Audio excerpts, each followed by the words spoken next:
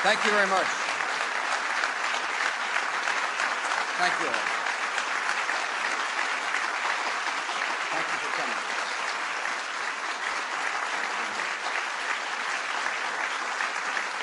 Thank you all. Please be seated. Well, thank you all so very much for coming to the White House. It's my honor to welcome you to the People's House. I particularly want to honor three folks who I had the honor of meeting earlier: Johnny Tata, Jim Kelly, and Steve McDonald. I want to thank you for your courage. I want to thank you for your wisdom. I want to thank you for your extraordinary perseverance and faith. They have triumphed in the face of physical disability and share a deep commitment to medicine that is practiced ethically and humanely. All of us here today believe in the promise of modern medicine. We're hopeful about where science may take us. And we're also here because we believe in the principles of ethical medicine. As we seek to improve human life, we must always preserve human dignity.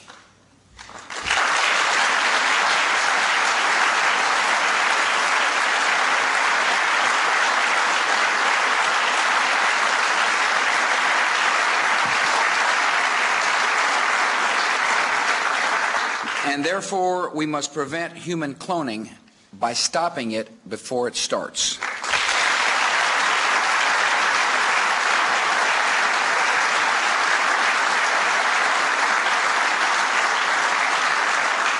I want to welcome Tommy Thompson, who is the Secretary of Health and Human Services, a man who's doing a fine job for America.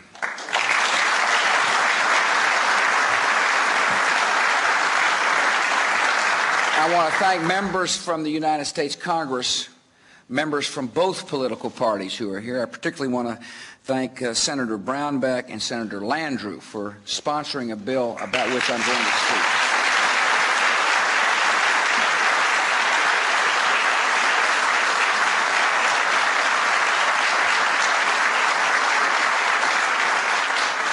Well, we've got Senator Frist and Senator Bond and Senator Hutchison and Senator Santorum and Congressman Weldon, Stupak, and eventually Smith and Kearns.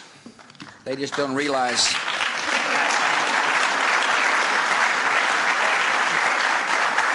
Thank you all for coming. They seem to have forgotten we start things on time here in the White House. We live in a time of tremendous medical progress. A little more than a year ago, scientists first cracked the human genetic code, one of the most important advances in scientific history. Already, scientists are developing new diagnostic tools so that each of us can know our risk of disease and act to prevent them. One day soon, precise therapies will be custom-made for our own genetic makeup. We're on the threshold of historic breakthroughs against AIDS and Alzheimer's disease and cancer and diabetes and heart disease and Parkinson's disease. And that's incredibly positive. Our age may be known to history as the age of genetic medicine, a time when many of the most feared illnesses were overcome. Our age must also be defined by the care and restraint and responsibility with which we take up these new scientific powers.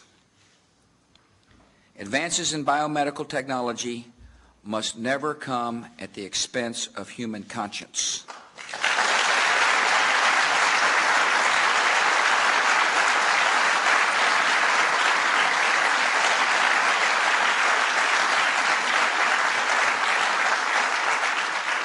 As we seek what is possible, we must always ask what is right. And we must not forget that even the most noble ends do not justify any means.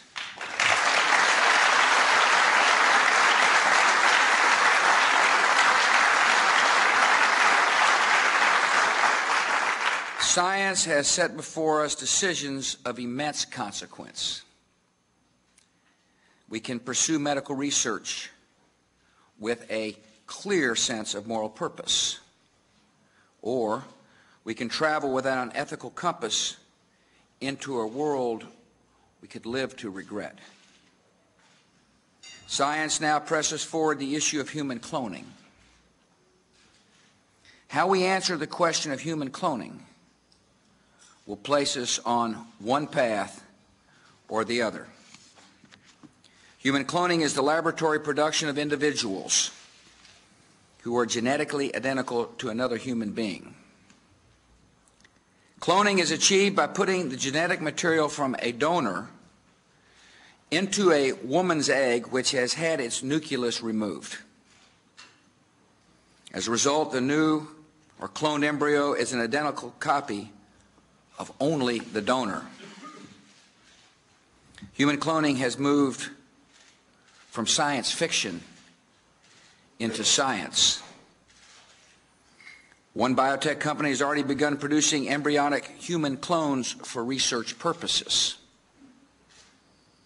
Chinese scientists have derived stem cells from cloned embryos created by combining human DNA and rabbit eggs. Others have announced plans to produce cloned children, despite the fact that laboratory cloning of animals has led to spontaneous abortions and terrible, terrible abnormalities.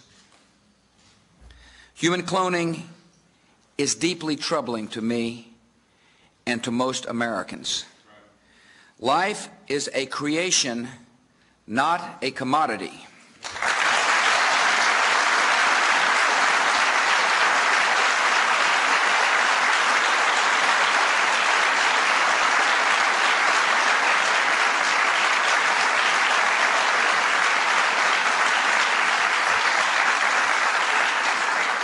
Our children are gifts to be loved and protected, not products to be designed and manufactured. Allowing cloning would be taking a significant step toward a society in which human beings are grown for spare body parts and children are engineered to custom specifications. And that's not acceptable. In the current debate over human cloning, two terms are being used: reproductive cloning and research cloning. Reproductive cloning involves creating a cloned embryo and implanting it into a woman with the goal of creating a child. Fortunately, nearly every American agrees that this practice should be banned. Research cloning, on the other hand, involves the creation of cloned human embryos, which are then destroyed to derive stem cells. I believe all human cloning is wrong, and both forms of cloning ought to be banned for the following reasons. First, anything other than a total ban on human cloning would be unethical. Research cloning would contradict the most fundamental principle of medical ethics, that no human life should be exploited or extinguished for the benefit of another.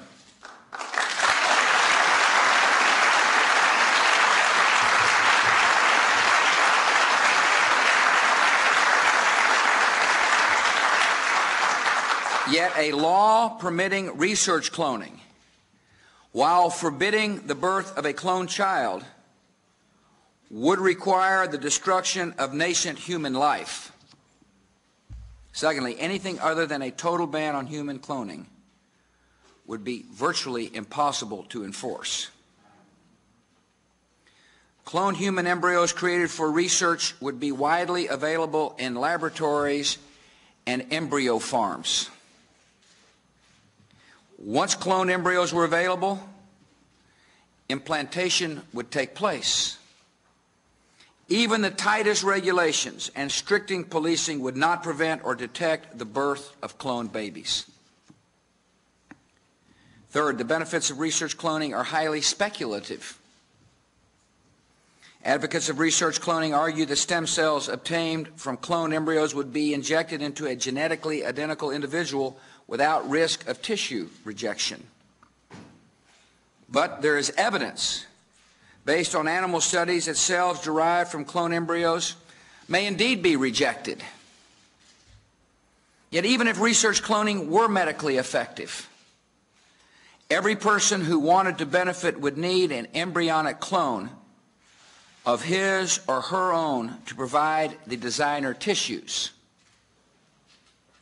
This would create a massive national market for eggs and egg donors, and exploitation of women's bodies that we cannot and must not allow.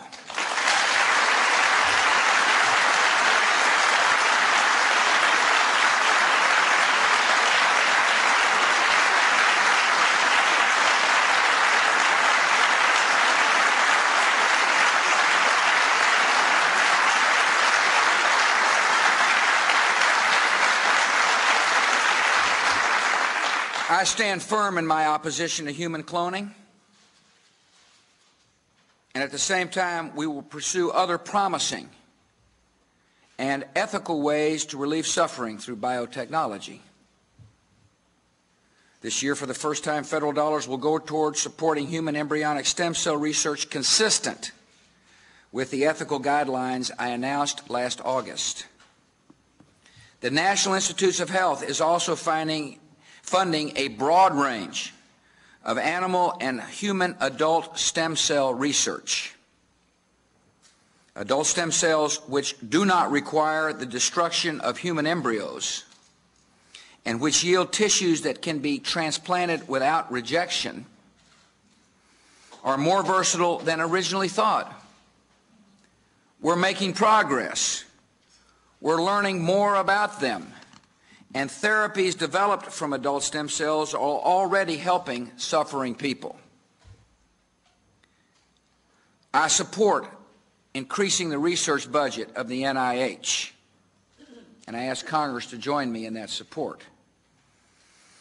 And at the same time, I strongly support a comprehensive law against all human cloning, and I endorse the bill, wholeheartedly endorse the bill, sponsored by Senator Brownback and Senator Mary Landrieu.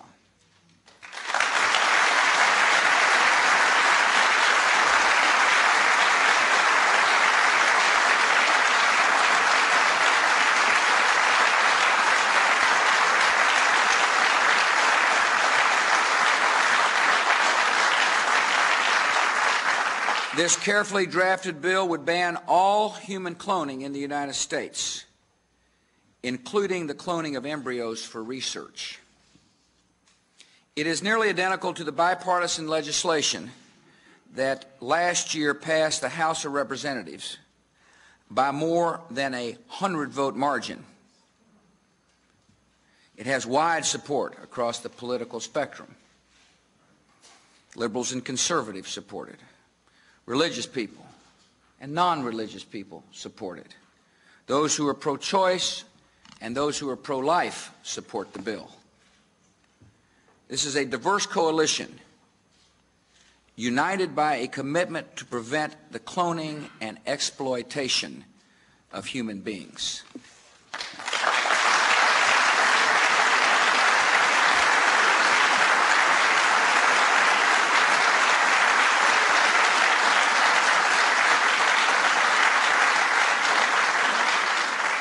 It would be a mistake for the United States Senate to allow any kind of human cloning to come out of that chamber.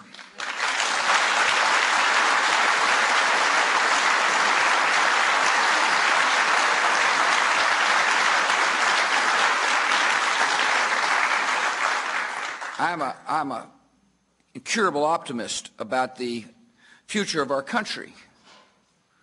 I know we can achieve great things. We can make the world more peaceful. We can become a more compassionate nation. We can push the limits of medical science. I truly believe that we're going to bring hope and healing to countless of lives across the country. And as we do, I will insist that we always maintain the highest of ethical standards. Thank you all for coming. God bless.